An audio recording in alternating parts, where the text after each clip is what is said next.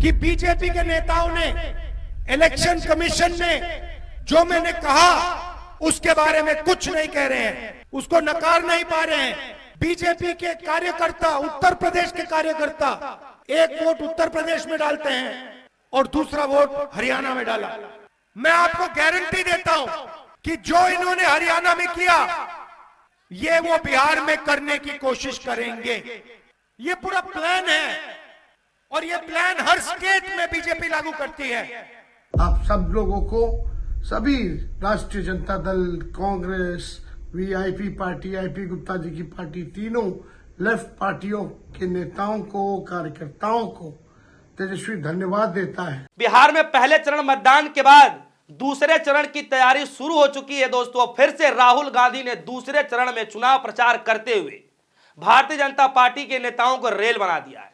Bharatiya Janata party के नेताओं का जिस तरीके से राहुल गांधी जिक्र करते हुए बता रहे हैं कि बाकायदा 2-2, 3-3 नेता पकड़े जा रहे हैं, कि जो नेता दिल्ली की विधानसभा में वोट डाल रहे थे वही नेता बाकायदा बिहार के विधानसभा चुनाव में वोट डालते धरे गए हैं। बाकायदा दोस्तों मैं आपको बता दूं कि न सिर्फ इस बात को राहुल गांधी कह रहे हैं, बल्कि कल के दिन जब वोटिंग हो रहा था, जब ये तमाम पोस्टर, तमाम फोटोज जब वायरल हो रहे थे दोस्तों, तो पूरे देश के अंदर में इस बात की चर्चा होनी शुरू हो गई थी कि आखिर ये चुनाव चल रहा है या मजाक चल रहा है। क्या देश के गरीबों के लिए अलग व्यवस्था बनाई गई है और देश में जो नेता हैं, सत्ता पार्टी के जो नेता हैं, जो उनके कार्यकर्ता हैं, उनके लिए अलग से व्यवस्था बनाई गई है? क्या चुनाव आयोग दो तरीके से चुनाव की तैयारी प्रक्रिया को देखता है? क्या चुनाव आयोग दो तरीके से चुनाव की प्रक्रिया कराता है? गरीबों के लिए अलग, आम नागरिकों के लिए अलग और नेताओं के लिए, सत्ता पार्टियों के लिए अलग। जी हां, और इसीलिए दूसरे चरण में राहुल गांधी कदम रख चुके हैं, यानी चुनाव प्रचार में कदम रख चुके हैं। और आज दोस्तों बिहार की जनता को संबोधित करते हुए सबसे पहले भाषण में राहुल गांधी ने कहा कि बाकायदा 2-2, 3-3 नेता बीजेपी के 2-2, 3-3 नेता ऐसे हैं जो दिल्ली के विधानसभा में वोट देते हैं और उसके बाद बिहार के विधानसभा में वोट देते हैं। राहुल गांधी का यह भाषण सुनिएगा दोस्तों, लेकिन उससे पहले मैं आपको बता दूं कि बाकायदा वीडियो बना करके सौरभ भारद्वाज ने पोल पट्टी खोलकर रखी थी। जिसके बाद सिन्हा साहब आते हैं और ये बताते हैं कि अब हमारी फैमिली यहां रहती है, बिहार रहती है, तो हमारा पैतृक गांव है जिसकी वजह से मैंने चेंज करा दिया। अब उसको लेकर के चुनाव आयोग को बोलना चाहिए कि क्या सच्चाई है क्या नहीं है। लेकिन जो दोस्तों तीन जो तस्वीरें सबसे बड़ी निकल करके है, सबसे पहले अभी तस्वीर देखिए कि 5 फरवरी सन 2025 को ये नागेंद्र कुमार है व्यक्ति, भारतीय जनता पार्टी कार्यकर्ता है, ये वोट डालता है और उसके बाद कल के दिन सिवान के अंदर बिहार की विधानसभा में वोट डालता है। उसके बाद ये तस्वीर देखिए, ये बाकायदा दोस्तों पूर्वांचल मोर्चे का, बीजेपी का ये अध्यक्ष है और प्रेसिडेंट है दोस्तों, संतोष ओझा नाम है, और ये व्यक्ति दिल्ली विधानसभा में वोट डालता है और उसके बाद बिहार चुनाव में वोट डालते हुए पकड़ा गया दोस्तों, यानी कि ये तस्वीरें वायरल हो गई। उसके बाद ये देखिए, दिल्ली में चुनाव वोट डालते हैं सिन्हा साहब और उसके बाद बिहार के विधानसभा में वोट डालते हैं। हालांकि कई जगहों से ऐसी तस्वीरें निकल करके आ रही हैं कि न सिर्फ विपक्ष के नेता सवाल पूछ रहे हैं, बल्कि भारतीय जनता पार्टी के समर्थक भी इस सवाल को पूछने शुरू कर चुके हैं कि आखिर भैया ऐसी क्या मजबूरी है, ये कौन सी व्यवस्था है कि दिल्ली में भी वोट डाल रहे हैं और बिहार में भी वोट डाल रहे हैं? ये तो गलत है। बाकायदा मोदी जी के समर्थक बोल रहे हैं दोस्तों। तो सबसे पहले राहुल गांधी क्या करें आज सुन लीजिए। कल पता लगा कि बिहार में बीजेपी के नेताओं ने वोट किया और पहले दिल्ली में भी उन्होंने वोट किया। बीजेपी के लोगों को 2 वोट, 4 वोट, 10 वोट, हरियाणा में लाखों वोट काट दिए। किसके काटे? उन लोगों के जो कांग्रेस पार्टी को वोट देते हैं, गरीबों के, दलितों के, अति पिछड़ों के, अल्पसंख्यकों के। ये पूरा प्लान है और ये प्लान हर स्टेट में बीजेपी लागू करती है। मध्य प्रदेश में किया, छत्तीसगढ़ में किया, महाराष्ट्र में किया, हरियाणा में किया और अब ये बिहार में यही काम करने की कोशिश कर रहे हैं। मैं आपको गारंटी देता हूं कि जो इन्होंने हरियाणा में किया ये वो बिहार में करने की कोशिश करेंगे। बिहार में फर्जी वोटर लिस्ट आएगी, बिहार में बीजेपी के लोग 2, 3, 4 बार वोट डालने की कोशिश करेंगे बिहार में गलत फोटो का प्रयोग होगा, मगर इन लोगों को बिहार की जनता के बारे में कुछ नहीं मालूम, क्योंकि बिहार की जनता पोलिंग बूथ में खड़े होकर वोट चोरी को रोकेगी।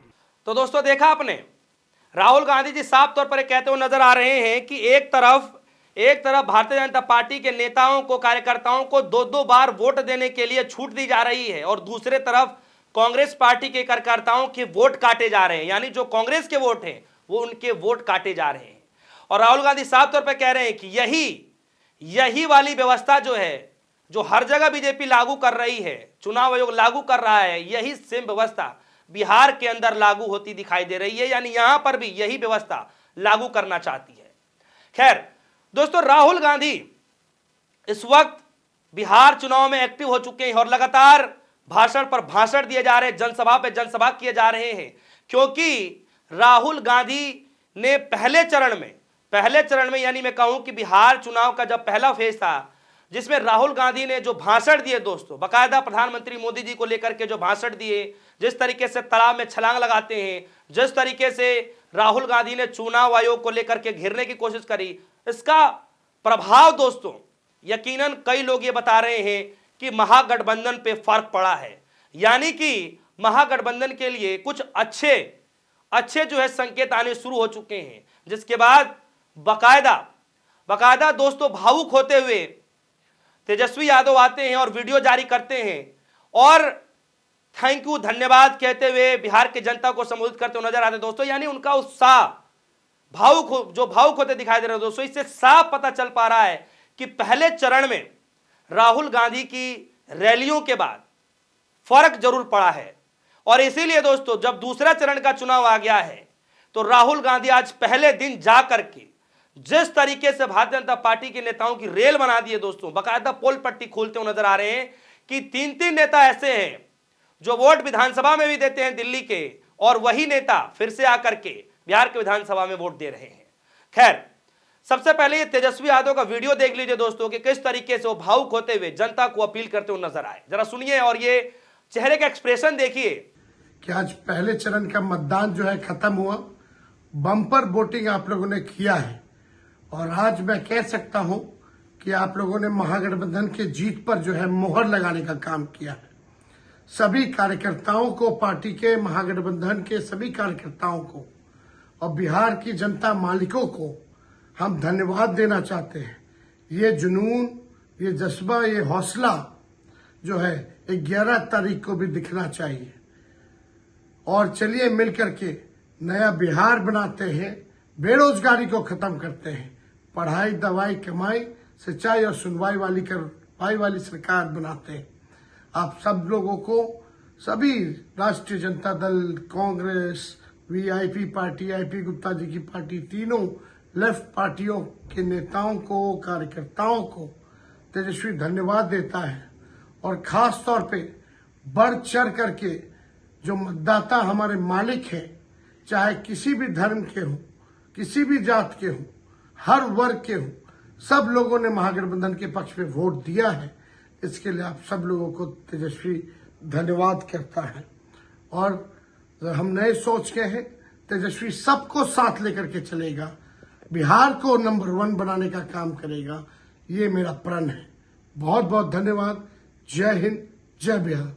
और दोस्तों आज राहुल गांधी न सिर्फ जो बीजेपी के नेता हैं वोट दे रहे हैं 2-2 जगह, उसको लेकर खुलासा कर रहे हैं, बल्कि बकायदा राहुल गांधी वोट चोरी के मसले को लेकर के जिस तरीके से बोल रहे हैं, जो हरियाणा के वोट चोरी को लेकर जो खुलासा किया राहुल गांधी ने, जनता को जागरूक करते हुए फिर से बिहार के अंदर में वही वाला भाषण फिर से जनता के सामने रख दिया। दोस्तों भाषण सुनिएगा, लेकिन उससे पहले दोस्तों मैं आपको बता दूं कि कायदे में जितना देश के नागरिकों को जागरूक करने का काम कांग्रेस पार्टी ने किया वोट देने के अधिकार को लेकर के, अकेले राहुल गांधी ने दोस्तों देश के हर एक नागरिकों को वोट की ताकत बताते हुए जितना राहुल गांधी ने चुनाव के अंदर प्रचार किया दोस्तों, शायद इतना इलेक्शन कमीशन करता तो शायद ये दिन ना देखना पड़ता।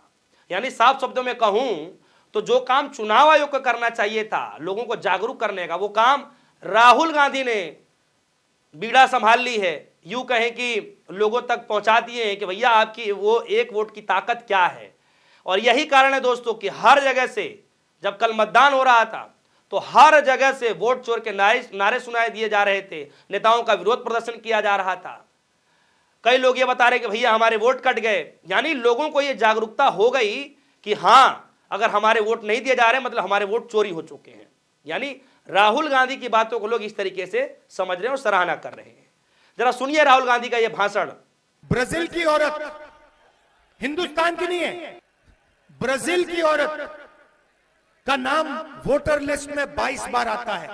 एक बूथ में 100 बार एक ही वोटर का नाम, फोटो, 500 लोग, 500 वोटर एक घर में रहते हैं।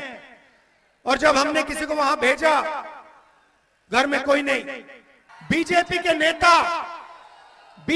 नेता, उत्तर प्रदेश के नेता, बीजेपी के कार्यकर्ता, उत्तर प्रदेश के कार्यकर्ता एक वोट उत्तर प्रदेश में डालते हैं और दूसरा वोट हरियाणा में डाला। भाइयों और बहनों, हरियाणा का चुनाव नरेंद्र मोदी और अमित शाह ने चोरी किया है। इसका हमने साफ सबूत देश के सामने रखा।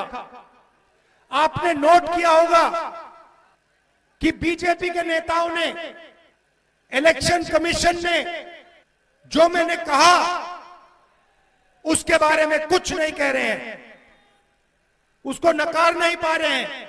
तो दोस्तों आज दूसरे चरण में आज चुनाव प्रचार का पहला दिन है दोस्तों। और जिस तरीके से राहुल गांधी ने बीजेपी पार्टी को लेकर के, उनके नेताओं को लेकर के, एनडीए को लेकर के, चुनाव आयोग को लेकर के जिस तरीके से दोस्तों घेरा है ना, यकीन मानिए कि जनता फिर से राहुल गांधी को पसंद करते हुए नजर आ रही है। और जिस तरीके से वीडियो को लाइक मिल रहे हैं, हिट्स मिल रहे हैं, तमाम जगहों पर यह वीडियो लगातार वायरल होती दिखाई दे रही है। और इसी का असर है दोस्तों कि तमाम जगहों पर ज्ञानेश कुमार के खिलाफ विरोध प्रदर्शन हो रहा है। बिहार के अंदर में जनता जागरूक हो चुकी है। और यही कारण है दोस्तों, यही कारण है कि एनडीए के अंदर कुछ ठीक नहीं चल रहा है। जिस जगह पर प्रधानमंत्री मोदी जी की तस्वीर लगी होनी चाहिए थे, अब ऐसी तस्वीरों में सिर्फ और सिर्फ नीतीश कुमार की तस्वीर लगाई जा रही है। यानी कि पहले चरण के मतदान के बाद खेला पलट चुका है।